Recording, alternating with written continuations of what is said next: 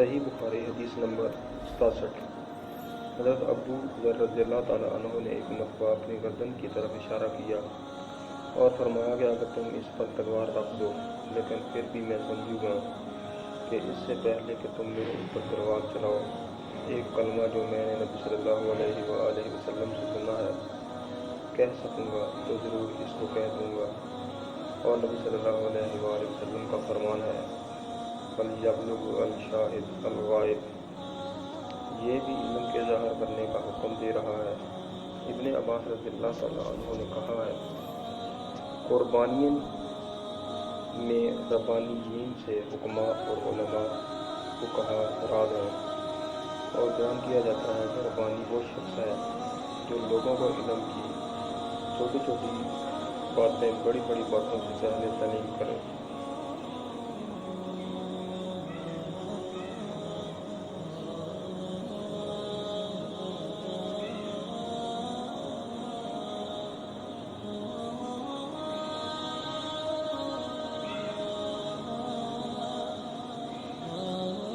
حدیث نمبر 68۔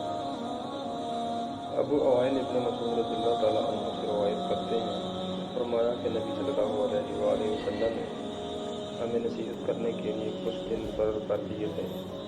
ہمارے تا جانے کے خوف سے ہر روز واعظ نہ فرماتے۔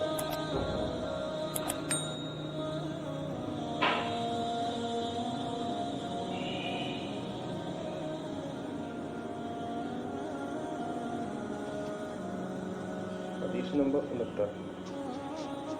انس رضی اللہ تعالیٰ عنہ نبی کریم صلی اللہ علیہ وآلہ وسلم سے روایت کرتے ہیں کہ آپ صلی اللہ علیہ وآلہ وسلم نے فرمایا دین میں آسانی کرو اور سختی نہ کرو، لوگوں کو خوشخبری سناؤ اور زیادہ تر ڈرا کر انہیں متنفر نہ کرو۔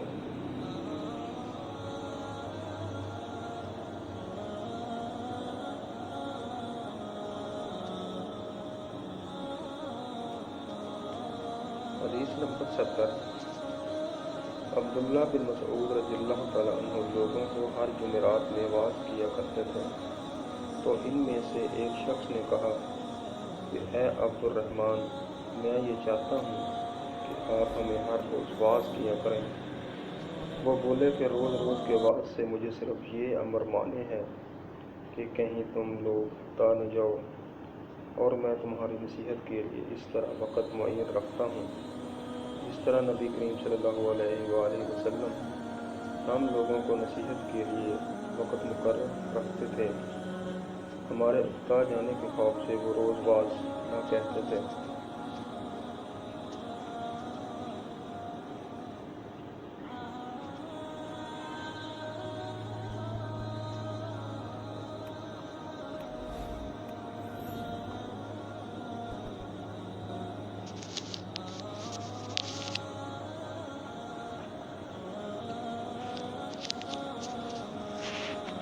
حدیث نمبر 71۔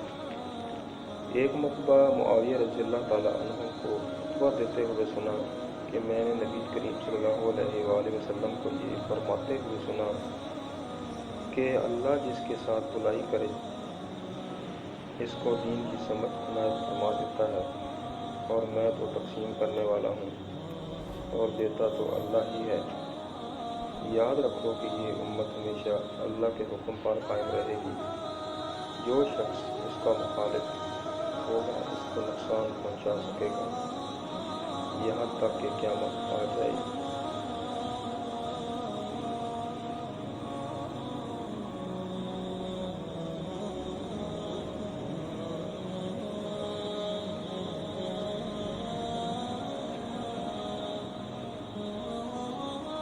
حدیث نمبر 72۔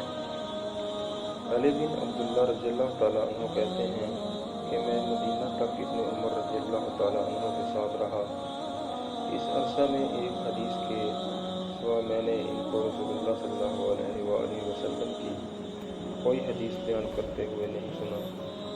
انہوں نے کہا کہ ہم نبی صلی اللہ علیہ وآلہ وسلم کے پاس تھے جبکہ آپ کے حضور میں جمار ایک خاص درخت لایا گیا، تو آپ صلی اللہ علیہ وآلہ وسلم نے فرمایا کہ درختوں میں سے ایک درخت ایسا ہے کہ اس کی کیفیت مسلمان کی کیفیت کے مثل ہے۔